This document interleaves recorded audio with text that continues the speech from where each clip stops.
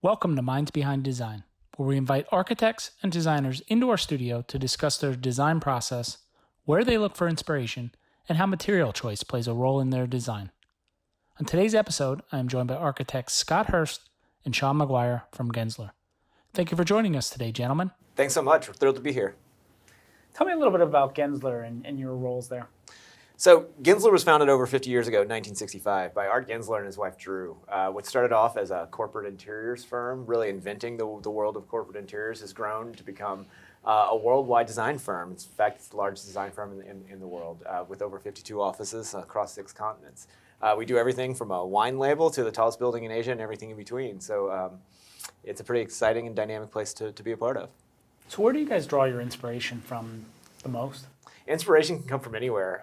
For me, I really get excited about the context, the location of a building, what makes that location unique, and then the clients. I mean, every client that we work with is different, and being able to work with them and celebrate what they do and what makes their profession or their job or their mission special, and to really celebrate that in the architecture is always an exciting way to start a project.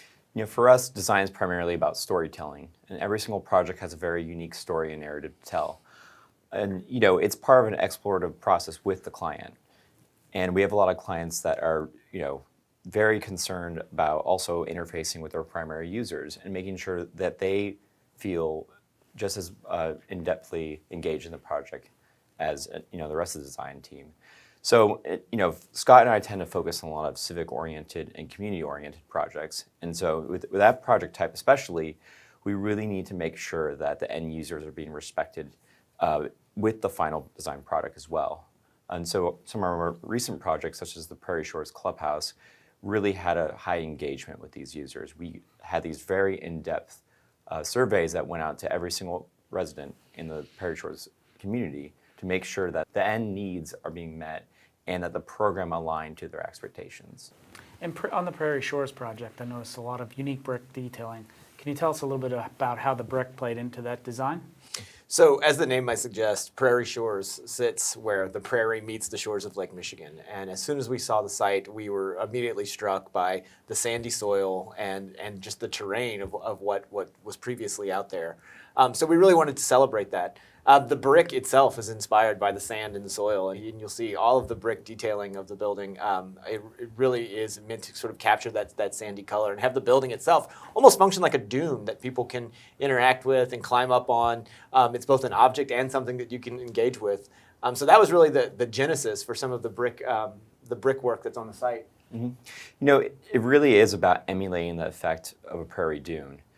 Brick is a very unique material in that there's a lot of texture, different tonality you can play into. So if you look at the podium of the building, there's a lot of different moments of unique detailing that express that texture, whether it's the sawtooth at the top of the building where it meets the glass massing above, or if it's the rounded brick corners that entice the user to come in and enter at the primary entrance on the west. So, brick is a highly versatile material. It doesn't have to be a monolithic material. It can be expressed in many different ways.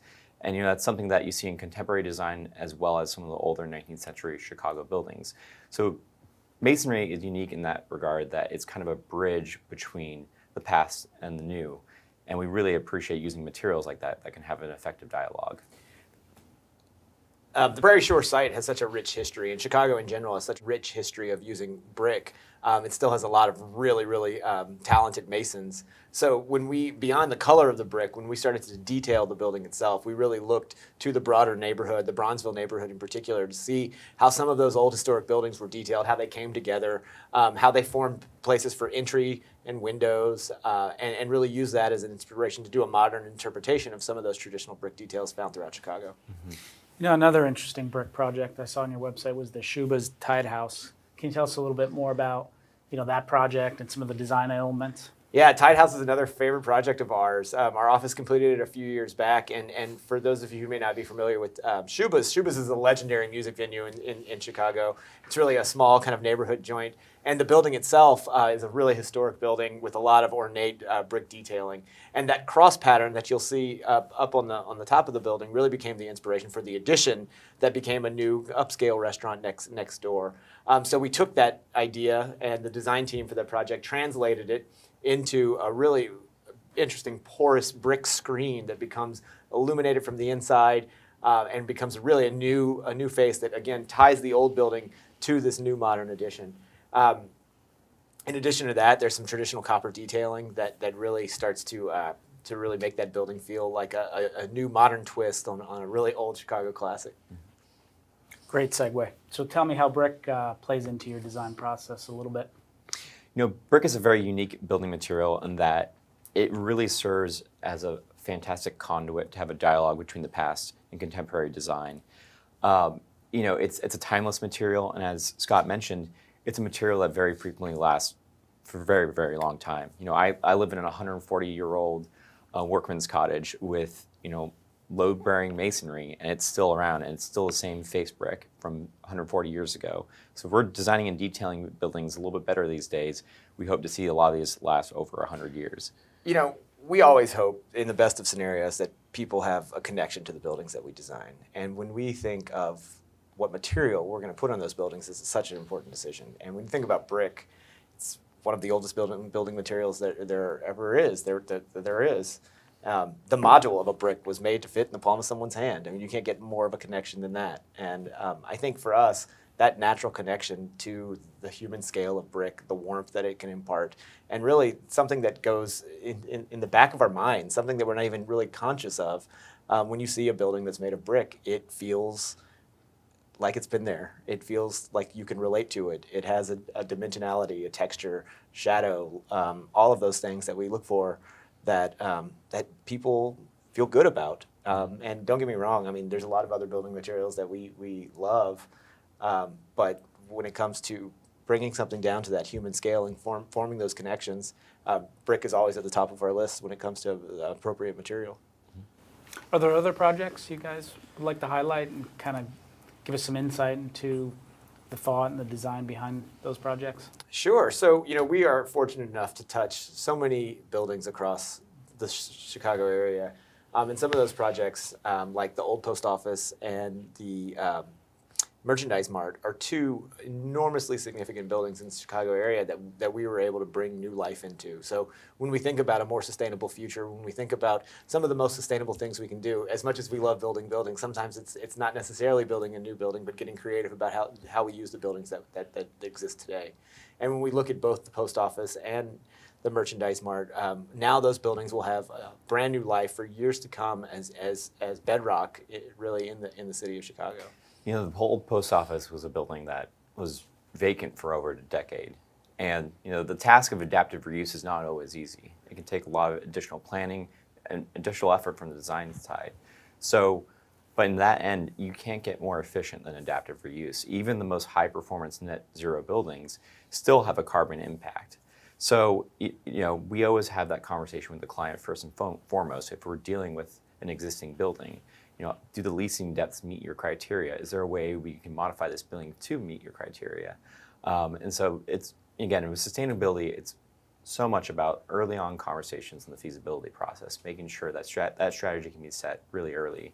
And we pride ourselves, coming from an interiors background when the firm was founded, in really thinking about design from the inside out and really appreciating some of the existing context and how we can play into that and really think strategically about adaptive reuse. Outside of the Chicago region, our firm is doing some amazing work. Our South Central region is leading a project in Bensenville, Arkansas, for the new Walmart home base. That looks to be a 100% renewable energy project, and it's also the world's largest timber frame building. So that's an exciting project that's currently on the books and under design. So looking forward to seeing more of that when it comes online.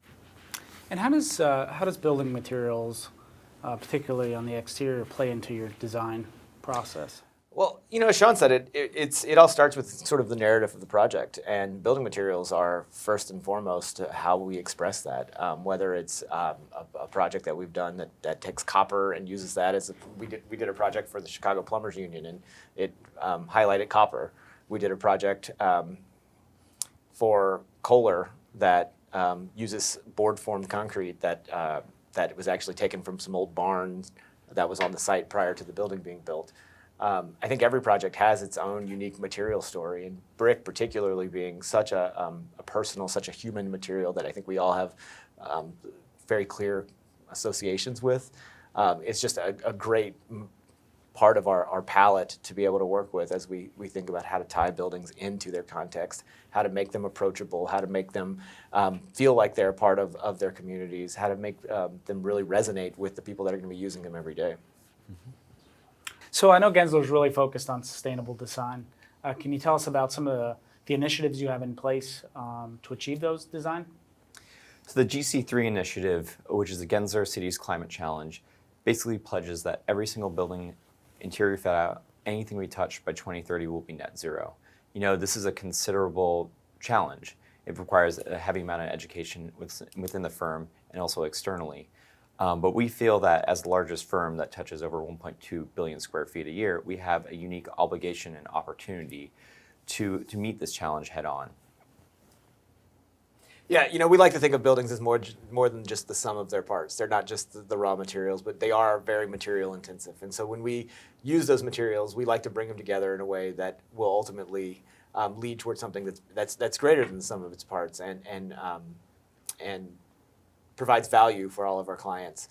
That value can be in the way we save energy. That value could be in the way we sequester carbon. That value could be in creating a more healthy and active workplace. Just thinking about the way that, you know, return on investment can have a lot of different meanings, and trying to, again, drive value for all of our clients with every project. Yeah. And going back to the intrinsic qualities of masonry, you know, it is an inherently sustainable material. It's typically sourced locally within 500 miles, and it lasts for a considerable amount of time. You know, there's buildings in Chicago that are over 150 years old that are load-bearing masonry. So it's a building material we typically use in a lot of projects with aggressive sustainable goals. Great. Well, thank you so much for joining us today, gentlemen. It was a pleasure getting some insight into Gensler and your design process, and we hope to see you back here again soon. Thanks so much. Thank you. Thank you.